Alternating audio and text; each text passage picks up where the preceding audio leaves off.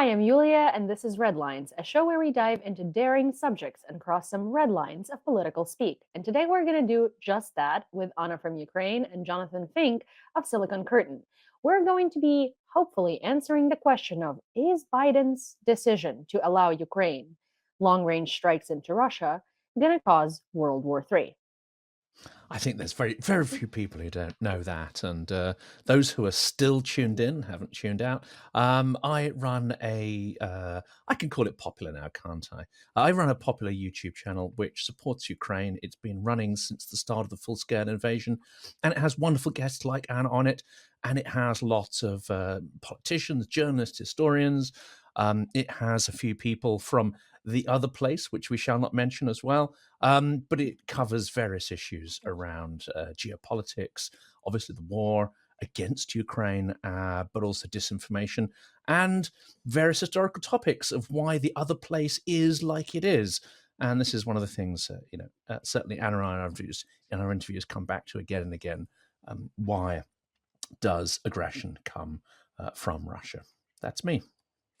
My name is Anna, and I'm a huge fan of your YouTube channels, Yula and Jonathan, because it demonstrates that YouTube unites people and YouTube can actually change a lot. I started my channel at the beginning of the full-scale invasion, where I update people on the situation in Ukraine and also try to debunk Russian narratives that often change the reality to their liking, and also have a number of special projects which either debunk Soviet myths or introduce you to modern Russian paradoxes.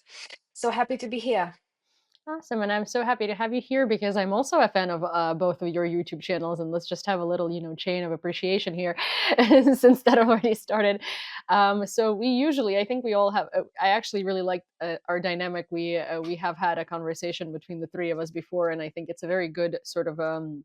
I think Jonathan balances out the two Ukrainian people very well, and I really do enjoy our conversations. And today, I think we should talk about, the World War III, but not in a way, not in the fear mongering way, but in a way where it seems like since Biden has authorized its strikes deep into Russia, the American far right wing internet and subsequently gullible people that don't know anything about history, wars, or the war in Ukraine or long range strikes kind of erupted in this fear mongering chaos of, oh my gosh, no, World War III is going to start because Biden authorized these long range strikes, and what an idiot, and how could he do that?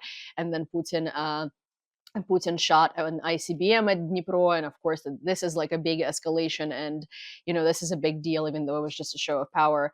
It is a big deal, but it was just a show of power, and there is this little thing and little nuance that everyone is not talking about is that, the UK and France and other large countries, large allies in NATO also authorized long range strikes for Ukraine. In fact, they have been authorizing these long range strikes way before the US did. They just couldn't fully authorize them, for instance, with Storm Shadows because they have American components. And technically, really nothing has changed. So, what do you guys think about this?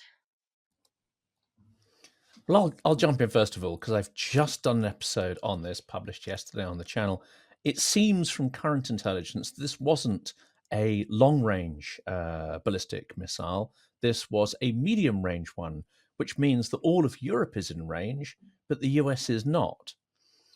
So that might actually focus down where the threat, or at least the creation of a terror threat, is aimed at. It's there to say to Europe, perhaps, rather than the US, look, we've got you in our sights. And of course, a big deal's been made of the fact that this is the first intercontinental munition of its type fired in war. So I think it's a big deal from the point of view of that symbolism. But in practical military terms, it's clearly not, because Russia has fired numerous rockets at Ukraine day in, day out, week in, week out. Many of these were actually nuclear capable, whether it's tactical or even some of them strategic, it's thought. So the capability to hit Ukraine with nuclear weapons is not the news here, although that's the bit, of course, that everyone's picked up on.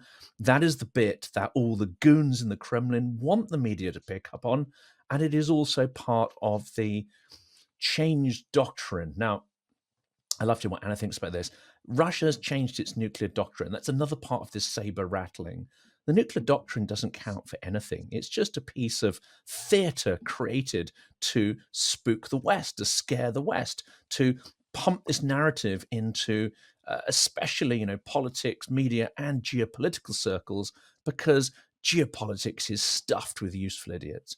It's stuffed with Kremlin mouthpieces. It's stuffed with absolute, yeah, I can't fully express what I think of some of these people, but of course, this is great for them. They get their teeth in. They can write column inches about how tough and whatever Russia is, and it works. And we've seen Karaganov in particular, who's one of the worst goons in the Kremlin, but unfortunately, he looks like a thug, but unfortunately, he is quite intelligent in this area of psychological warfare. He's been doing interviews for quite a number of months now about changes to Russia's nuclear doctrine. It's quite clear that this is their number one strategy for deterring the West in supporting Ukraine. Thank goodness that France and Britain, and finally Biden, are ignoring this and just carrying on and doing what they should have done many months, if not a couple of years ago. I will start with my personal thoughts. I have always been a pacifist, a person that disliked everything connected with war. I never liked films or books about war until it happened to Ukraine, first in 2014 and then full scale in 2022. And I remember that at the very first days of invasion, I've let myself think more, like about war. And I had this question: when do you consider war to be a world war? Because this is the term that frightens so many people right now. General Zaluzny claims that it has already started in 2024. But my question was, when do you finally realize or describe a war as a world war? Because it did not happen during that periods. Let's say, I'm not sure that term circulated in 1939, or was it coined later. And I have come up with a conclusion that a war can be considered a world war when it is centered around like values, ideologies, something bigger than simply access to the sea or some resources or a princess, as it was in good ancient times.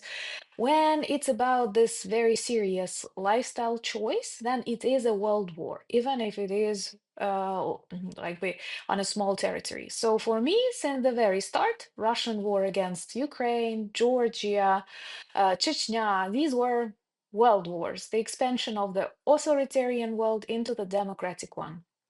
What we see right now is that of course, Putin uses his nuclear doctrine to frighten people.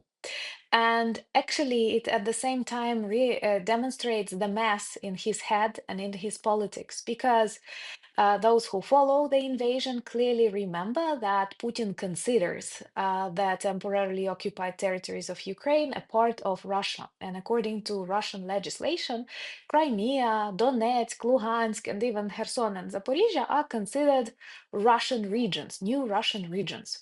And we've been hitting these new Russian regions for year already with long-range missiles, and no reaction, no rewriting of doctrine, which clearly illustrates that behind the propaganda, Putin and his criminal gang is still not sure that these territories are Russia, even though they are shouting about it everywhere. Because according to the Russian constitution and laws, there is no difference between Kursk and between Luhansk. But we clearly see it even in Putin's reaction to the permission to use long-range missiles. And the final thing that I want to mention here is that we clearly observe that the United States, unfortunately, are under very serious psychological informational attack from Russia. They are super polarized, and I believe that maybe 30% of that comes from within the US society, which is normal in election periods, epidemics, But there are lots of internal interference. And this level of fear is frightening. But yesterday, we've discussed that at the start, when I saw Ukrainian champion boxer Klitschko trying to show Ukrainian attitude on Joe Rogan's podcast, said one very beautiful phrase that I actually liked a lot. He said that, "Do you want America to be quiet or great?" Because I am sure that many people don't want their countries to be quiet, observing how Putin gets more and more just because of fear and violence. And I hope that more and more countries will awakened, and that's what we see. For example, France started discussing moving troops on the ground, and that would be very logical, taking into account we already neutralize North Korean soldiers with Storm Shadow missiles, according to the Daily Mail. Yeah, I did want to say that. Well, there's so many things that I want to comment on in both of your speeches. With so many things that I agree with. One thing that I will say is that yes, in the how the environment in the U.S. on while polarizing is absolutely normal, is not normal election polarizing. You know, I have been in the U.S. since 2010, and I have seen plenty of elections in my U.S. existence, 2012, for instance, and 2016 and 2020, right? And the polarizing attitudes between Republicans and Democrats before the elections are usually, I mean, they're usually okay. At this stage, the United States is also at a stage of like a civil war, I would say, because this is not just simply polarizing attitudes or simply disagreements. There are two there are two sides on very, very polar opposite sides of the spectrum, and they absolutely hate each other. And there is just it's almost like, you know, we were talking behind the scenes where I said I don't know how to speak to someone who voted Trump. Mhm. it's it's kind of like, I think a lot of Americans feel the same way, and I think that there is a very huge divide in the society, which is not quite as which is not quite normal. I think it's as not normal as what we're seeing happening worldwide, which only Mhm. plays into your point about ideology, where world war and these types of like civil wars, they're about disagreements. And I think one of the things that also points us towards the fact that we're in the civil war is that America, whether we here in Europe like it or not, is one of the most powerful countries on earth, right? And if you were to engage in a war of ideology against the West or against the democracies, one of the first things that you would want to do is destabilize America, so America is incapable of kind of participating in it because they have their own problems to take care of. And that's sort of what terrifies me when I look at the American society, because I think we are in a world war, and separately the United States is like reaching a peak of like civil war breaking out. And I don't mean with, you know, torches and shovels and stuff. I mean it's just a very, very huge, very heated time in the American civil society. And it's only going to get worse once, you know, once and if the current elected government is going to implement the policies that they want to implement. As for the I really like Jonathan's explanation of kind of the significance and the impact that launching that missile meant, because really, yeah, it's not about the nuclear capability. We've had so many different missiles land on Ukraine with nuclear capabilities. Also, everybody says, like, you know, oh, Russia launched that ballistic missile. And then the answer for most Americans is like, oh, well, Ukraine shot first. Ukraine shot long range missiles first. It's like, honey, where have you been for the past 2.5 years? Because, you know, I can't sleep almost nightly because there is either a Shahed drone outside of my window or there is a missile flying somewhere towards me. Sometimes I spend my nights in my underground parking lot that serves as a bomb shelter for my building because it was built by Germans and it's built out of concrete. So, you know, it's a pretty safe construction, and I really trust it. Actually, one of the reasons why I decided to move into this building is because it's a German construction and it's made out of solid concrete and has an underground parking lot, because it makes me feel much safer because I don't have to run to the metro. Um, but these are sort of things that Ukrainians go through every day. And when you say, "Well, Ukraine shot first," it's like, no, the hell we didn't. We have been kind of, you know, there. I can only imagine like a mobile game where there's like stuff flying at you, and you're standing there with like little tennis Mhm. rackets trying to wean it off, because this is basically what we have been. We have been receiving all of these advanced weapons of warfare, and in the beginning we had no real defense against them. We had to use like arm guns, and and mortars and stuff like that, instead of real air defense against like missiles and drones and stuff. And that's why you were seeing so much more destruction on the news, because we couldn't intercept it.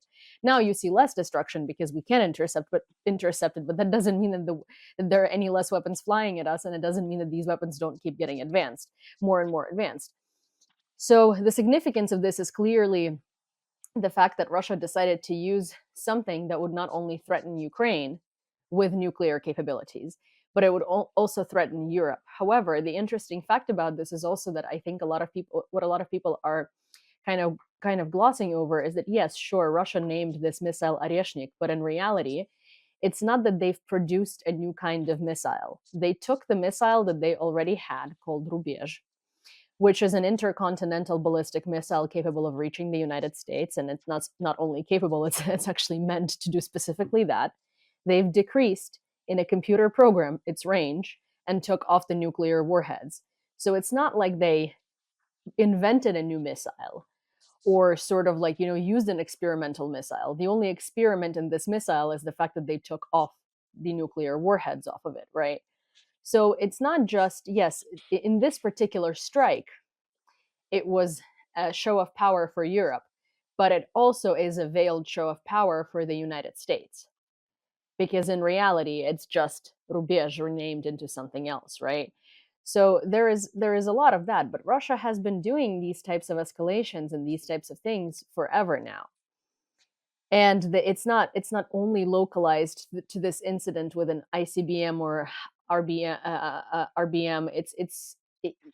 It's been, drones landing in Polish territory. That's NATO as well.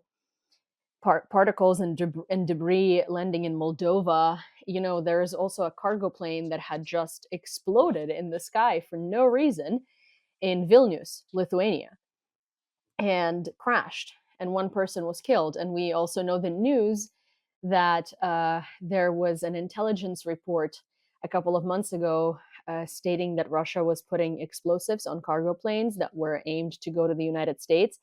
So, I mean, I can't state that Russia is behind this, but it does seem quite fishy. Russia has been doing these types of escalations against the Western countries for 2.5 years now. So, what is different now? And And that's interestingly, this week. I mean, if you ooh, rewind to last week, there were internet cables between some of the key pro-Ukraine countries. Those underwater cables were severed. It's now known that it was a Chinese-registered fishing vessel whose captain happens to be Russian. Who would have thought?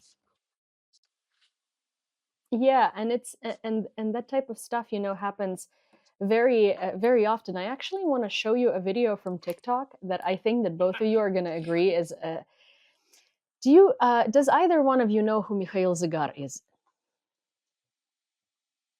Oh, yes, I do. Mikhail A Zygar, yeah. founder of Okay, so Doge. I consider him to be a very, very brilliant, very covert Russian propaganda, because it is the good Russian, sort of like Russian opposition channel that pushes you that pushes you narratives that make you like Russia, basically. And so I found a video today on TikTok about this girl completely freaking out after reading, obviously, Mikhail Zygar's article in the Financial Times, I believe, or in Forbes. And it was an article saying that she found out that Trump's nickname in you know what, I'm not even going to look for the video. I'm just going to explain it to you. It's basically this girl freaking out that the United States is about to collapse as a superpower, as an empire, whatever you want to call it, because the nickname for Trump in the Kremlin is American Gorbachev. And Gorbachev is the person who let the Soviet Union collapse. And this article is conveniently written for either the Financial Times or Vanity Fair, I believe, by Mikhail Zygar. And the funny thing is, it is so brilliant because, yes, Russia's goal is to destabilize and destroy America. Having people like Zygar write these absolutely, and pardon me, taken out of his ass narratives is beneficial because Americans are already scared of the collapse of America, right? And of the collapse of everything that's happening because there is so much tension. And when you write things like, oh, in Russia, he's nicknamed Gorbachev because, Gorbachev let the Soviet Union collapse. So this one is so chaotic, he's going to let America collapse. It's designed to make you feel desperate, and it's designed to make you feel exactly like that girl felt when she felt the need to go on TikTok and cry about it online because she's like, oh my God, the world is going to end. And I just want people to finally get it through their brain. Whenever you see a Russian name on a big article, on a book, on anything like that, throw it out. Throw it out. Because the thing is, like, the reason why we say there are no good Russians, it's the same as like, it's because there are so few that it's not worth it to try to shuffle through all of this information to try to figure out if this guy is a Kremlin agent or he's actually just a random person trying to express his opinion and he hates Russia and Putin, right? And in 99.9% of cases, it's the first. It's not the second. So yes, I wanted to. I bet you're a I big kind of fan wanted of Masha Gessen and Yulia Latinina. to. I'm just trying to Huge. trigger you with some objectionable Yeah, names. huge. Also, what is his name? Oh my gosh, who wrote that article about General Zaluzhny and then about Zelensky, and then went ahead and basically wrote Simon Schuster. Simon Schuster, my favorite. Mhm. My favorite is Simon Schuster. Actually, interestingly, there is a colleague of mine who's a big fan of Simon Schuster, and they have one of their articles like signed by them, literally on a wall next to my computer, next to like my like little place where I sit at work. And every day I come in and I'm just like, Hmm. I'm proud of Something the may books that happen I've in got the office. signed, but not the same people. I've got 3 books by Keir Giles signed. I think that's something to be proud of because that's someone who understands the Russian yeah, terror techniques. And yeah. but that's an interesting question. Why the wrong voices and the wrong ideas get perpetuated and get amplified, um, and they work their way down from the sort of high culture of geopolitics and foreign policy, and then they get morphed and changed into the language of slightly more earthy language, but they still make it down from that high level down to things like Joe Rogan. I think it's something we were going to talk about, and which you've sort of Anna mentioned in the conversation earlier. Um, Klitschko has not, unfortunately, yet been on Rogan, but Rogan is kind of, or his team have kind of taken notice because Rogan has been talking some or amplifying some extraordinary Russian, not just disinformation narratives, but extremely unpleasant and objectionable things.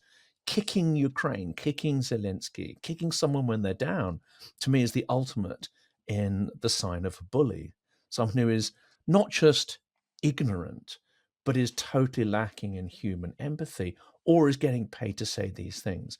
I mean, Rogan is earning plenty from his podcast. One wonders why he would need to take money from Russians, but who knows?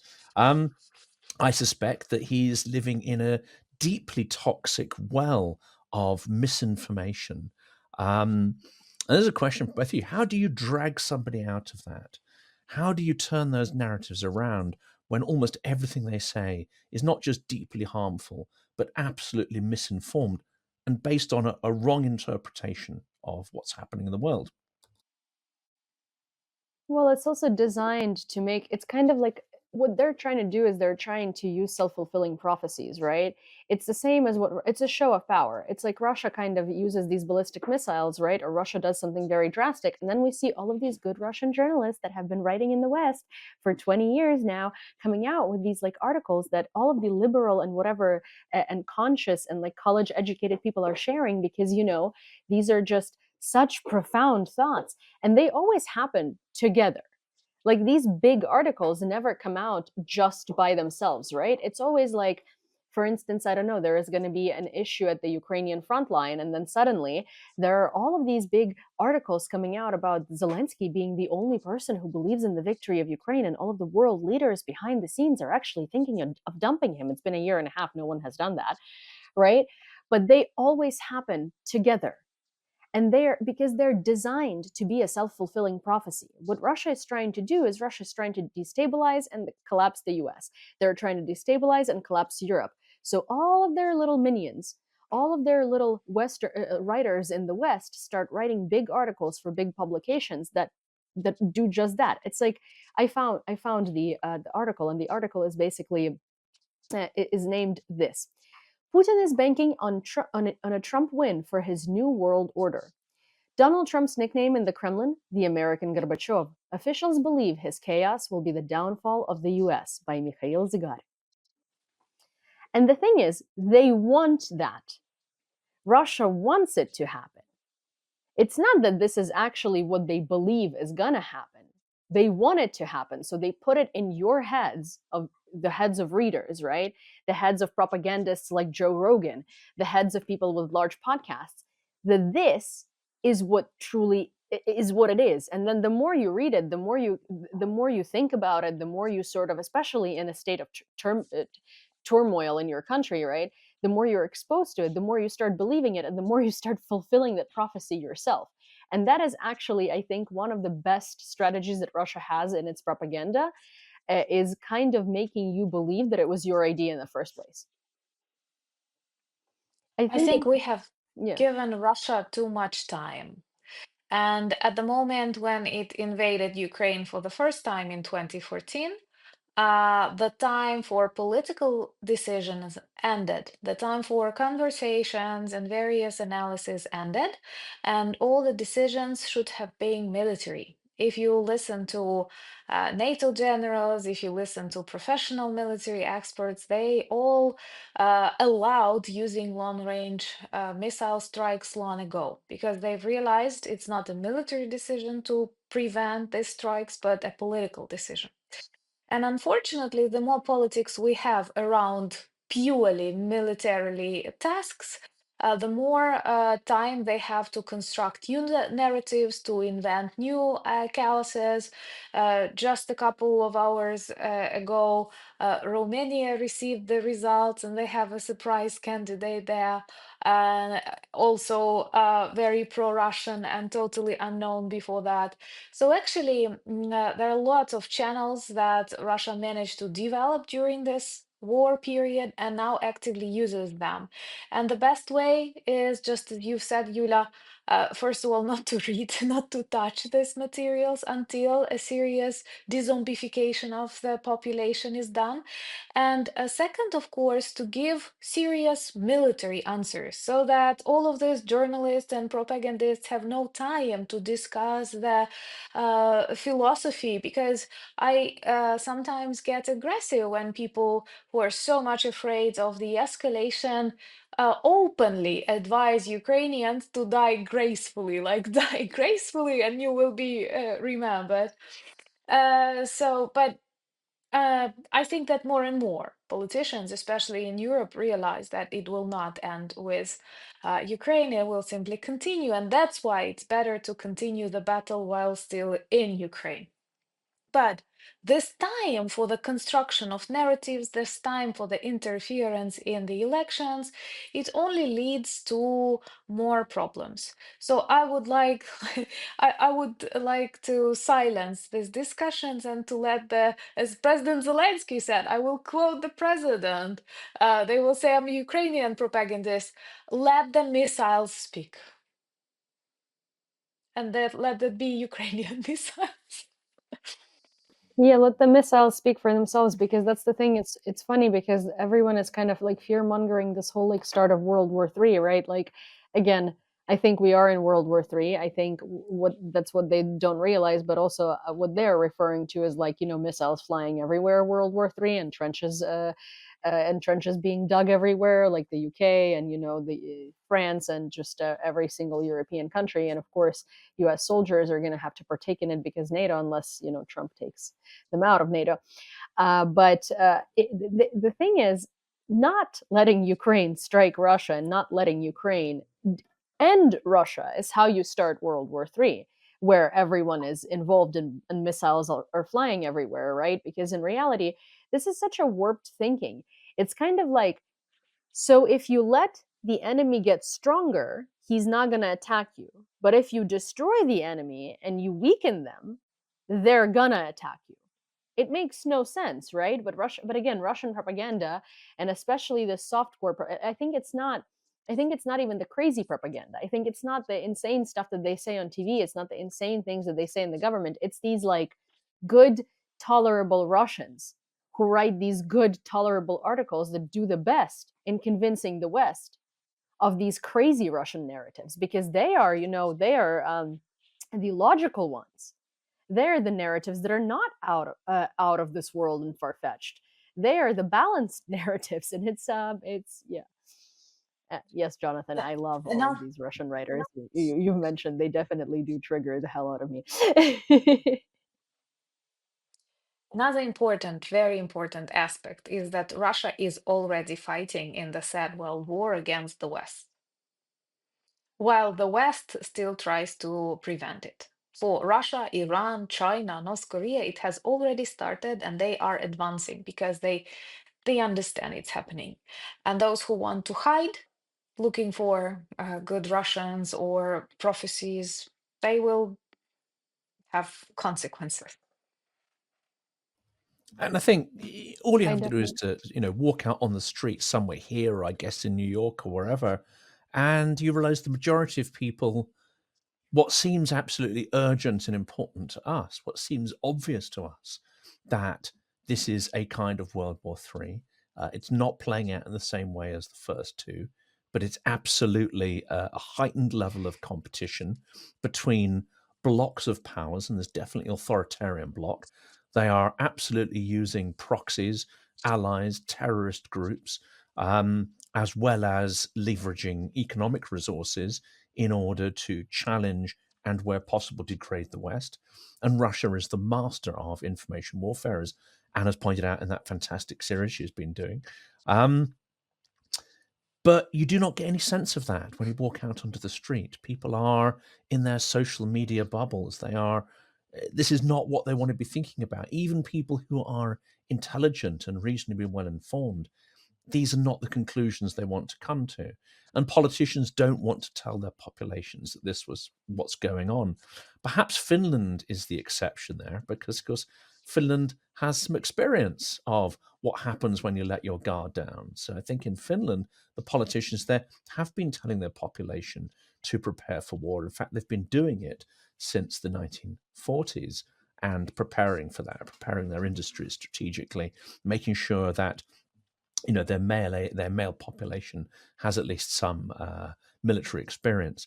But no, there's no real sign of that, and you come to realize that you're sitting in a little alarmist bubble, and your relatives look at you as if you're ever so slightly odd. I know that because that's what happened to me recently over the weekend. Oh, don't let this Ukraine stuff, get to you too much. It'll become an obsession. Well, World War II came to people whether they knew something about Germany or not. And Russia is interested in us, whether we have any interest in Russia. And I think this is one of the real challenges. And Russian, nothing makes sense here. Nothing makes sense when it comes to Russian messaging. So, on the one hand, you think Putin is a crazed psychopath. But on the other hand, we're desperate for negotiations with him. Well, that makes zero sense. You're worried about Ukraine fighting back to prevent World War III because of this nuclear threat. Well, what happens then? What happens when there are Russian troops on the Danube? What happens when there are Russian troops in Tallinn? What happens when there are Russian troops in Berlin or Lisbon, as I think it was one of those Solovyov, I think, was recently going on about. Mhm. At what point does it become relevant to fight back? Or are you eternally going to be in this state of fear and paralysis while Russia salami slices away at your territory physically and behind the scenes erodes your ability to fight through information warfare? Um, I don't know when we will wake up. I think it's when you never see this until it comes to you, right? Unfortunately, you said it very right. It's like people in world. I'm sure that if this was 1938 or 1937 or 19, I think any at any point before 1939, and we were here, we would also be the people that are discussing this, sounding the alarms, and everyone else would be like, "You are crazy." It's the my favorite analogy to this is always the people on Wall Street that were walking around with posters saying Hitler didn't attack us. Why attack Hitler? And it's kind of like the people that are not seeing this are this guy with that poster on Wall Street in New York, because it doesn't happen that way. And it's like people think for some reason that if something huge like World War III happens, they're gonna know. They're gonna know. It's gonna be, they're gonna be mailers sent out to them, and it's gonna be transmitted on every channel that, hey, get prepared, in 3 months World War III is gonna start. But it doesn't work that way. Also, no governments want to so panic, and they obviously want to prevent it. So until it's like the boiling point where they can't do anything any longer, no one is really going to be notified by any means. It's the same as like we in Ukraine, weren't necessarily notified that we're going to be bombed on February 24th at 4 a.m. until we were bombed on February 24th at 4 a.m. So it's kind of one of those things where, like, yeah, sure, you see the tensions, you see Russian troops at the border, and these are the telltale signs. Like, you see Russia meddling in your politics, like you see Russia writing these articles, Russia telling you that your country is about to collapse. This is the equivalent of the Russian troops on Ukraine's border before February 24th. And it's interesting that that societies haven't changed, and kind of in their perception of these things. And of course, in World War II, the climate was different because you only had mass media speaking to you. And here you have, all of these bloggers online doing debates and saying that, each other is crazy for thinking that there is World War III, or that there isn't, or that Trump is good or he's bad, or Keir Starmer is good or bad, or that storm shadows shouldn't be flying to, it's kind of like the information space is so saturated with all of these opposing ideas already. And then add to that Russian trolls, that of course it's very different than what it was like in World War II. But that's also why we're not feeling it as much in terms of like on the ground stuff, because we have this information warfare, and because we have this ability to influence discourse, so divide, and kind of like create cracks from within just based on talking. Why would you spend money on weapons if you can spend money on, like, some desperate person sitting there in a basement on a computer writing the same message on 55 different iPads, like at the same time? It's cheaper. It's cheaper, and Well, the it 19 causes more damage because it's psychological warfare. The 1930s is a classic example, though, because you did have oligarch-owned opposing media that was saying, "Look, everything's going to be fine," or actually, these guys in the funny black shirts, they're not so bad after all. There was plenty of that stuff going on. It's just been, I believe, the anniversary of the Holodomor, which we've done episodes on the channel about that. I think it's an incredibly important issue. But there was a fun enough in the New York Times, and we see the New York Times behaving in a similar fashion now. Walter Duranty, essentially an absolute pervert, a liar, and there's all sorts of labels you can put on him. He essentially covered up the Holodomor. He said, "Yeah, this isn't really happening. That's not what's going on at all." And the journalist who actually broke the story that yes, there was a planned genocide against the Ukrainian people, he was later murdered by KGB agents. So these same kind of war of narratives is not new, unfortunately. Gareth Jones was killed in Mongolia perhaps by KGB agents. And what is important, Duranty is still a Pulitzer Prize winner, because I know there were some efforts from Ukrainian journalists to take away this prize, but it seems impossible. The only thing that might have happened is there is no his name hanging somewhere in the offices. But that is the reality. One, repeating Stalin paid, Stalin faked narratives receives the Pulitzer Prize. Another one receives death somewhere in the steppes of Mongolia. Receives a bullet to his head, yeah. But yeah, for sure. What I was trying to say is that, like, these is that in these days these narratives are like not nearly as obvious as they were back then, because back then it was more sort of like it was bigger. It was bigger publications publishing these, and here where we are at the moment, because we have social media and because we don't like, there are people that only read Twitter, and then there are people that only read Instagram, there are only people that only go on TikTok, or people that only go on YouTube, or the people that quit Twitter altogether and they're in Blue Sky now. So it's kind of like there are bubbles, there are information bubbles, and of course there were information bubbles in the 30s as well, but I think these bubbles were not nearly as concentrated to what you want to hear, because you didn't have nearly as many sources of as many places where you can choose to get your information from, right? It's like at this point, if you go on Twitter, you will only receive right-wing propaganda. And I mean like far Mhm. right-wing propaganda, right? So it's kind of like if you are if you are consuming your information from there, then you're pretty much getting your information from Russia. Hmm. I think it's in World War But I II think, they had to work there's it's harder. interesting at that point. I mean, for many decades, Russia wanted you to believe in something. It wanted you to believe in the fiction or the narrative of communism. So they had something to sell. And of course, not that many people were buying it because the stuff is nonsense. It doesn't work. There's no evidence. It doesn't really make much sense when you pick it apart. They were trying to sell you something. Now they don't have to sell you anything. They can be all things to all people. What they really want you to do is not believe anything, not exercise your political agency, not take action, not stand up and preserve your values. And I think this, unfortunately, is far easier for them to achieve, especially when they target, pluralistic societies with the kind of fragmented media environment, and to some extent, fragmented cultural values that we have now. Yeah, It's for sure. interesting And yeah, that go ahead, Anna. people also let they let social media, they let Russia TV, for example, deceive them.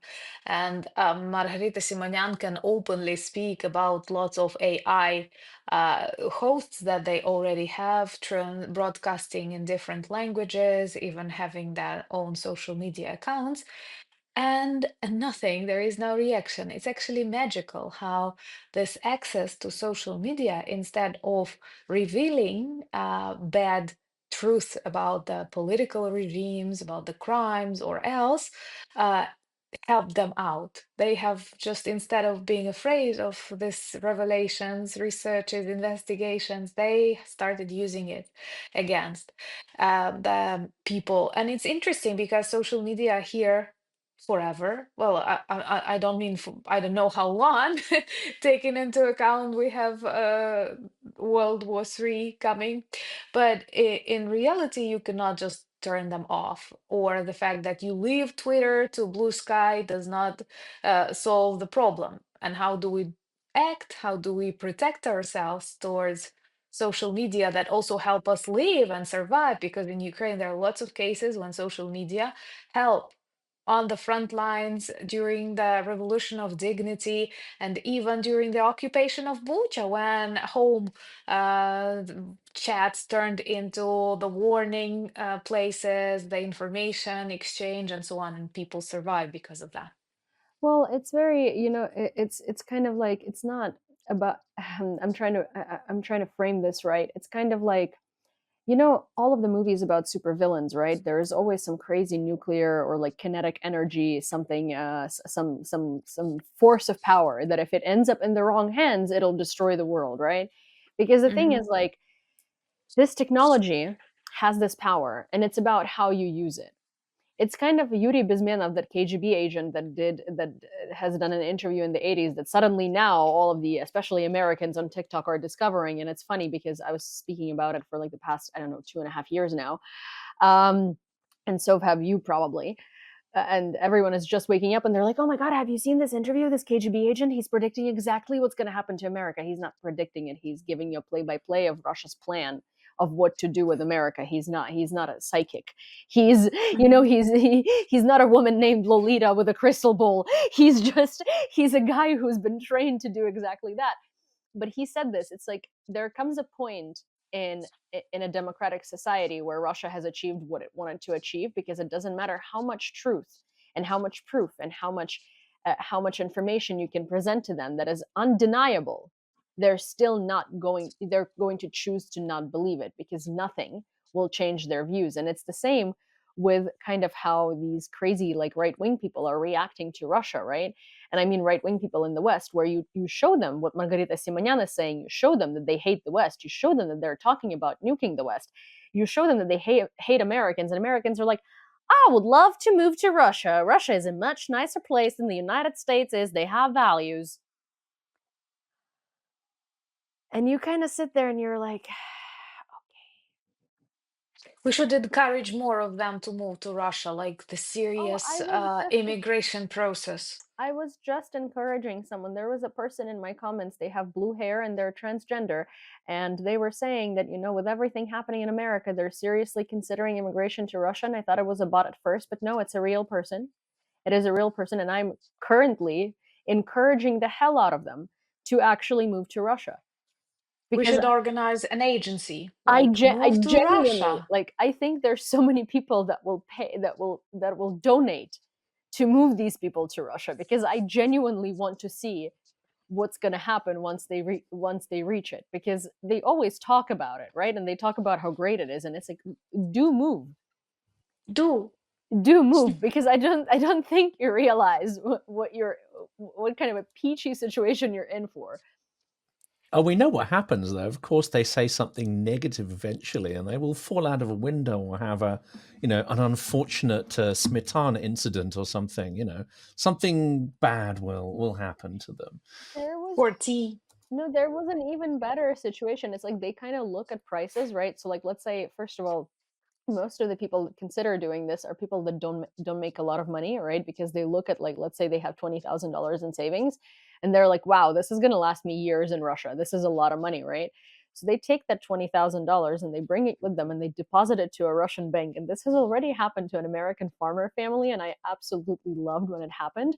Or maybe it was a Canadian, no, it was an American, like, MAGA family, right? They moved to Russia for the Christian values.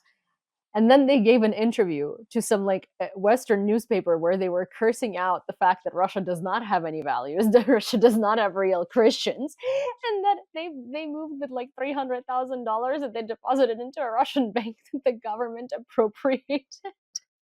Government confiscated it and took it. So they're currently stuck in Russia and they can't move out because no one's going to donate for them to move back to the West.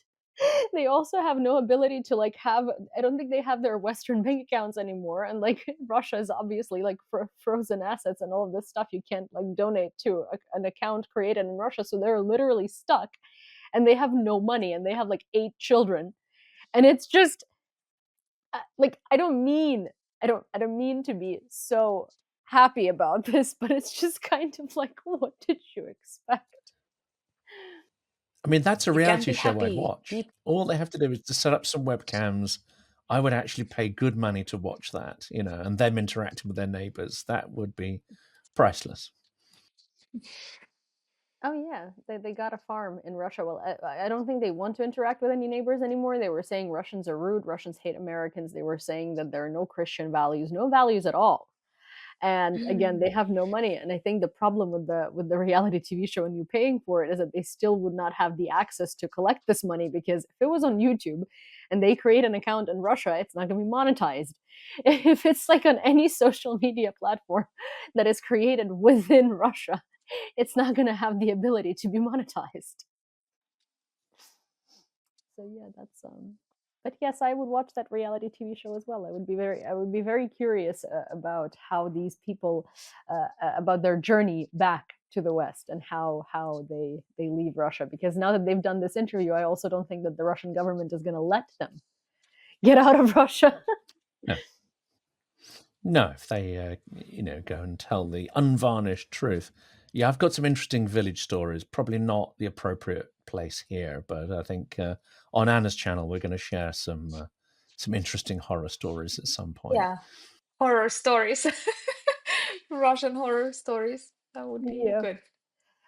Well, given that this conversation is now getting into Russian horror stories, I think that we've talked about everything that we could potentially cover on this subject. But I kind of wanted to do a little bit of a summary. I think that at the end of the day, all of this and all that we're seeing comes down to Russian propaganda, right? And how Russian propaganda is being used, and how it's not really Russian actions that we should be scared of. It's the amount of covert Russian propaganda that makes us feel like the Western leaders are incapacitated and are making wrong decisions. Because in reality, like they're not making, yeah, they're making wrong decisions in terms of waiting too long, but they're not making wrong decisions in terms of getting firmer and firmer on Russia.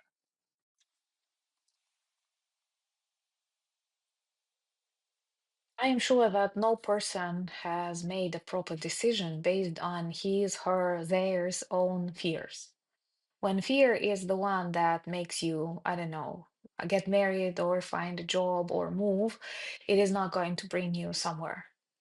And I am actually surprised that it seems so obvious, starting from the cartoons that teach us to stand against the bully and finishing with the global history of the world in the 20th century, that honestly, it's this really difficult to explain things that seem so obvious. Because, like, it all started with Russia invading countries. So it will all end with Russia stop invading countries. What do we do to achieve this goal? Well, we defeat and demilitarize Russia. It is that simple. Until then, no theories, no philosophical discussions, no artistic works will help. No economic sanctions, unfortunately. They are good, they are important, but this is not victorious element, just like not the key element. And all those people who want to stop escalation need to stop Russia. All those people who want to return back to some kind of new world order because the old one is broken, they need to stop Russia. And I think it's actually very obvious. And some people are filled with hatred, some people are filled with anger, some people are filled with this tremendous fear. But as a Ukrainian, I can guarantee you, you cannot live long in the feel in the sense of fear. It's not productive, and this is actually what surprises many who visit Ukraine. They say, you're not that terrified as we thought you would. You cannot be tremendously terrified for almost 3 years. Your body will like adjust and you will start making the necessary decisions. And most importantly, there are ways to defeat this evil. There are people ready to do the job. So please let us defeat Russia and return the world to more or less normal environment. And I just Jonathan, do say you have another anything to word say? there. Yeah. Yeah. I mean, yes, we've got storm shadows. Yes, we've got scalp. We may eventually get Taurus with the change of government in Germany. Let's hope that we do. We have the US finally relenting, but we have still not broken a pattern which has been in place since the start of the war. And that is letting Russia gain and then regain escalation dominance. Every time Putin shows that Mhm. he is willing to be more brutal, to be more threatening, to take things to another level, we have not delivered a blow and Mhm. we've not enabled Ukraine to deliver a blow that convinces him that he cannot win, that stops him in his tracks, that convinces those people around him Mhm. that they will not survive unless they kill him. We have not done any of this, and we still have not done any of this, and there is no sign that we are about to change that fundamental momentum of the war. I suspect Russia will collapse before the West does something to stop Putin. But this is out of this isn't from a strategic or moral point of the West. It's not some grand strategy on our part. We have no plan for what emerges in Russia. We have simply allowed them to carry on with their aggression to the point where, through sheer stupidity, the country is going to exhaust itself and collapse. That's Mhm. good, vis-a-vis Ukraine, and it'll be better if it happens sooner. But because it's not a conscious strategy on our part, then we do not have any plan to deal with what follows from that. So, yeah, until we change, I fear we're going to be living in an extremely messy future. Agreed. I agree with that profoundly. Well, thank you guys for having this conversation. I feel like, it's an interesting, I guess, like the last thing that I'm going to say is like, I always, every time we have these conversations, it's supposed to like kind of untangle my brain and supposed to untangle everyone's brain because we're kind of like chewing it up and for people and we're talking about this very profusely. But I feel like every time I get out of this conversation, specifically with you and Anna, I have so much more now in my brain that I need to deconstruct and think about. Well, so thank you for these conversations and thank you for making my gears move. And I will Thank, obviously, hopefully, see you again here. Thank thank you you. so much for shaping this beautiful community. Thank you. Thank you. Well, as I always say, we always aim to put fires out, but instead we end up creating new ones. I hope that this conversation was interesting for you and that it gave you a lot of food for thought and explained why things look so much like doom and gloom when it comes to Russia and drastic decisions of the West. If you enjoyed this conversation and would like to hear more conversations like it, please don't forget to subscribe to this channel. Also, give this video a like and send it to a friend because maybe they will enjoy this conversation as well. And of course, leave your comments, questions, and suggestions under the video below because I really appreciate them. I read all of them and I always take them into consideration for future episodes. Till next time.